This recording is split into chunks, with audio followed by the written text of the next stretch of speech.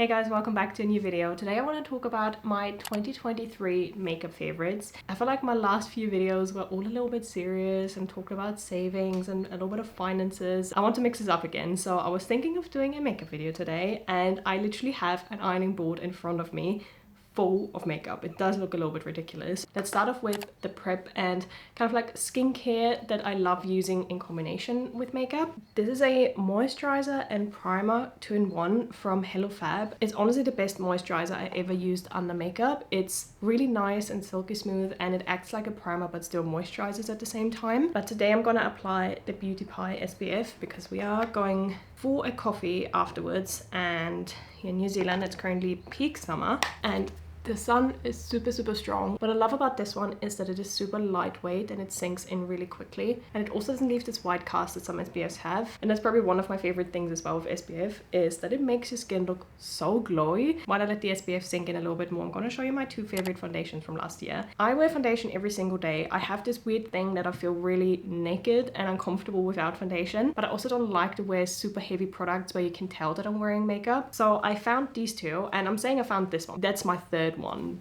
that I used over the years. It's just like an all-time favorite of mine that I still used last year as well, all the time. That's the Vitalumia Aqua from Chanel. That's probably the best foundation I've ever tried in my life.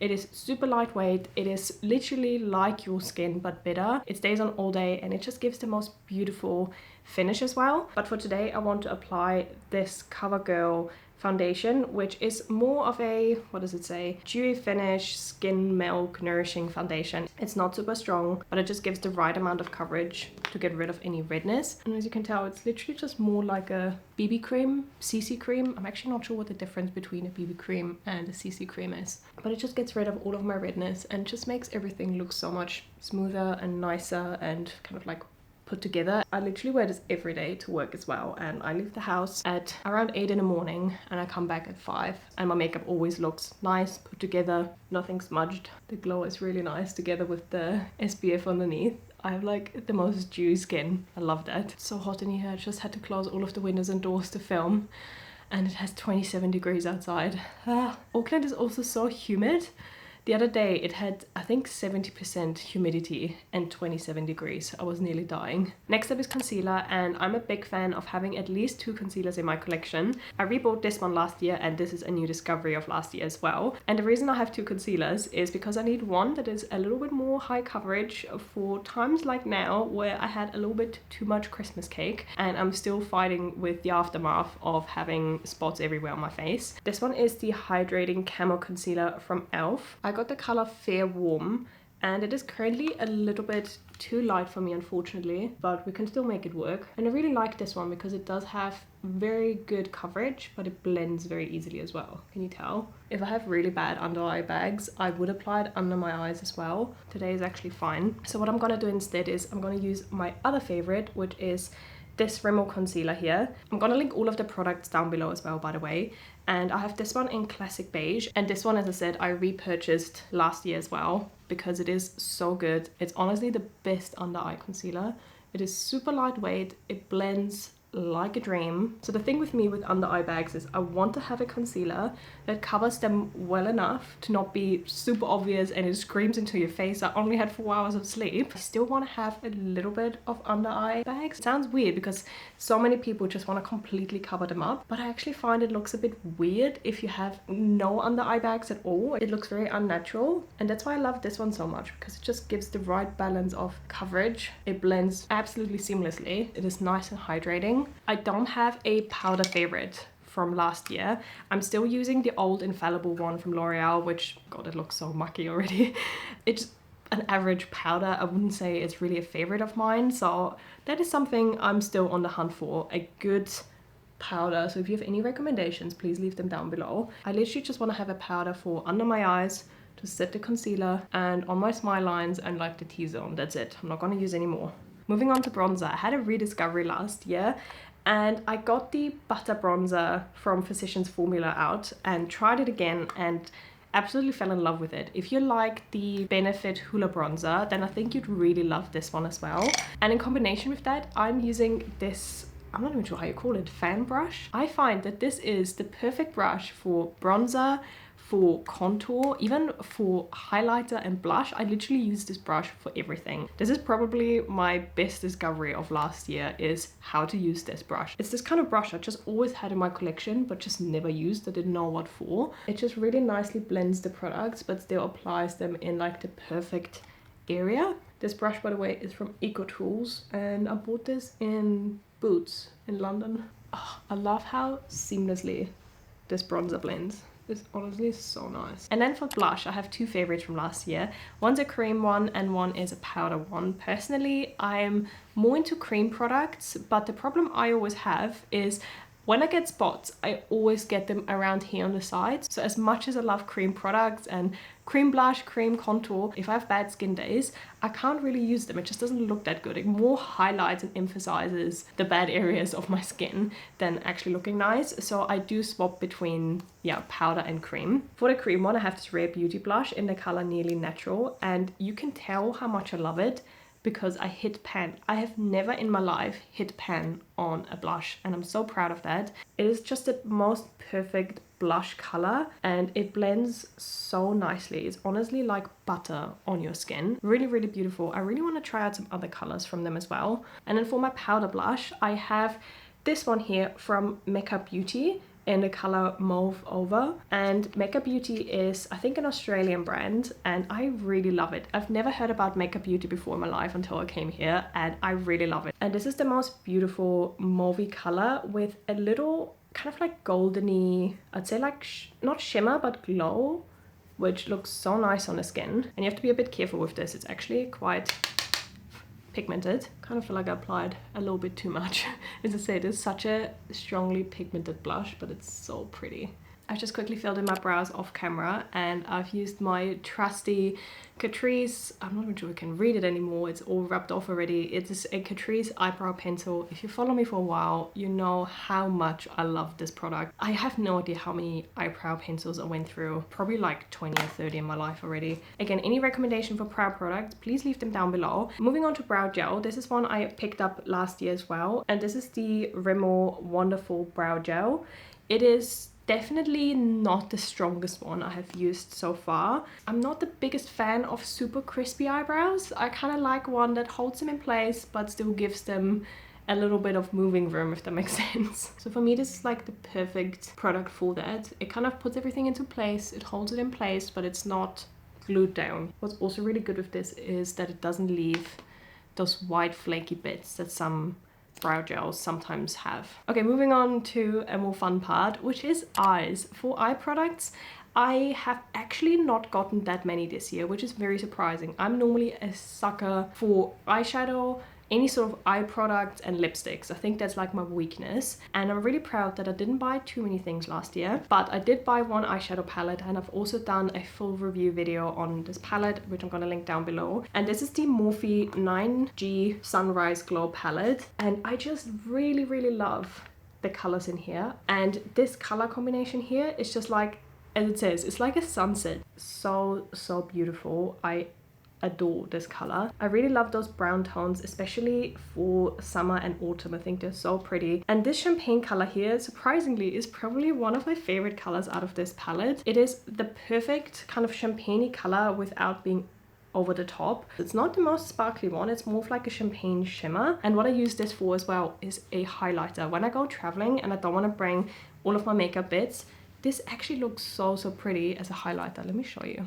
Honestly, it is the prettiest highlighter. It is so glowy. It honestly looks better than some of my actual highlighters. Besides having an eyeshadow palette, the other products I really, really love this year are eyeshadow pencils, and that is actually more for usability reasons. When I get up in the morning and I have to go to work, I want to just slap something on and not think about it. It's just so quick, so easy, and stays all day long. I have shown these a few times before, but these are the Beauty Pie eyeshadow sticks, and from all of the eyeshadow sticks I've tried in my life, and I've tried a lot of them, these ones are my absolute favorite. Never had eyeshadow sticks before that are so creamy, so beautiful. Like, the color selection is gorgeous, they blend really nicely as well, and then they stay put all day long and you don't have to worry about them. They don't smudge. They're honestly just so beautiful. The packaging as well feels so luxe, and apparently I talked to someone who worked for Beauty Pie for a few years. They're produced in the same factory or lab that the Laura Mercier eyeshadow sticks are produced in. So apparently these ones are a 1-to-1 dupe for the Laura Mercier ones. So if you like them,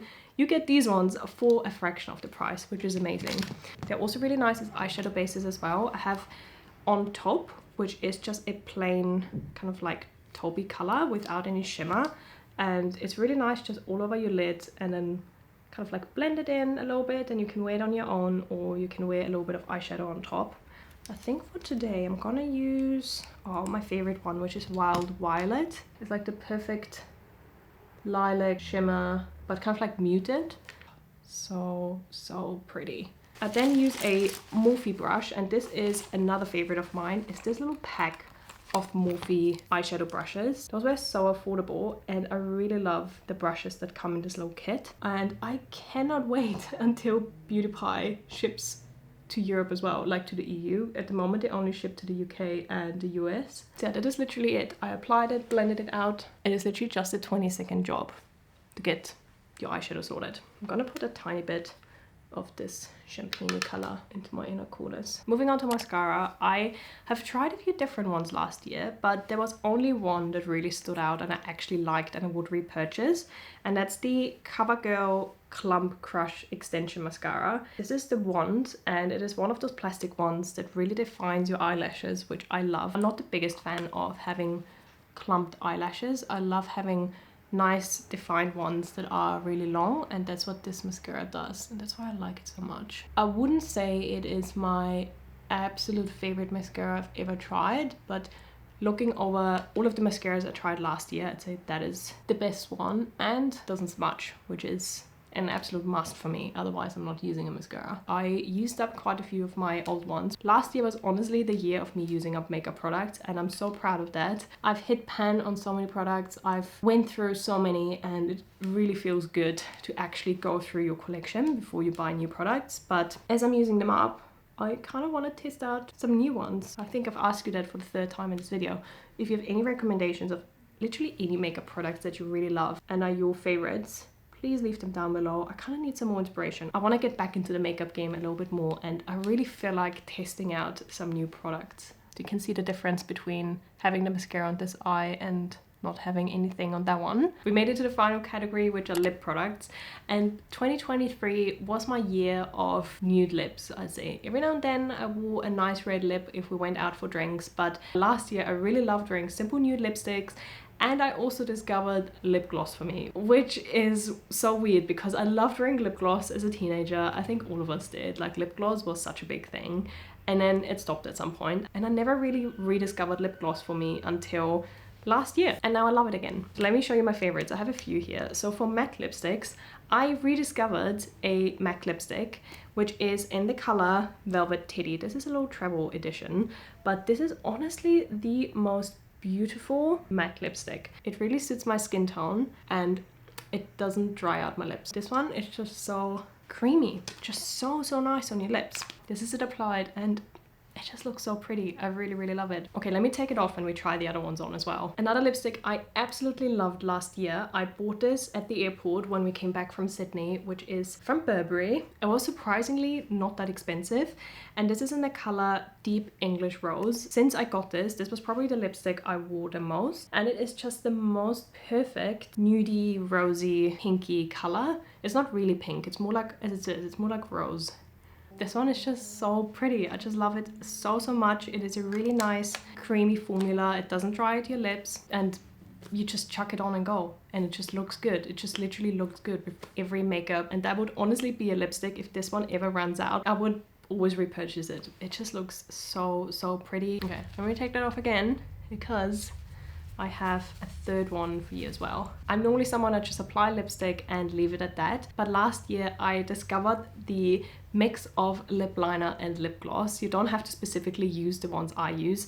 I personally really love those products, but I know that these ones are a little bit hard to get. So this one is from a German brand called RØDE, and you can get this in a drugstore called DM, but honestly just use any lip liner you have in like a mauvey brownie color. And the way I do it is I take a little bit of concealer first and I apply it kind of like on the edges of my lips, because I have quite dark lips already and sometimes you can't see lip liners that well on my lips. And then I use the nude lip liner and outline my lips, and I go a little bit onto my skin to make them look bigger. And I fill them out just a little bit, but not too much, just like the edges, and blend it in. So that is the lip liner applied. I normally don't use a lip liner that is too dark because I'm not applying lipstick, so it needs to blend in with my lip color. And then I'm gonna use the gloss. This one is from a brand called Max & Louis, which is a New Zealand brand. I think that is why I fell in love with lip gloss again, because that is the perfect lip gloss that is super glossy, but it's not sticky. But I know that there are so many other brands that do great lip glosses. I think Fenty does great lip glosses. The Maybelline lip glosses are really nice as well. And then I just apply the lip gloss. This one has a really, really lovely vanilla smell. So nice. And that is it, super simple. It makes your lips look so plump and big. I sometimes walk past the mirror when I do this and be like, oh my god, my lips look huge. And I know this is not a new discovery for some of you, but it is a new discovery for me. I had a bit of a teenage trauma, I think, with lip gloss, which is why I stayed far, far away from it for so long. And now I'm like, it's actually quite nice. It looks really good. Maybe I should try and use lip gloss again. And this is honestly, beside my simple nude lipsticks, my current go-to lip combo. So that was my very long list of 2023 makeup favorites, and a lot of them are probably gonna end up in my 2024 makeup favorites as well. If you made it that far into the video, thank you so much for watching. I hope you enjoyed it. And as I said, leave any of your makeup favorites down in the comments below. I'd love to read about them and maybe try them as well. And otherwise, I hope you have a really good day, and I'll see you in the next video. Bye!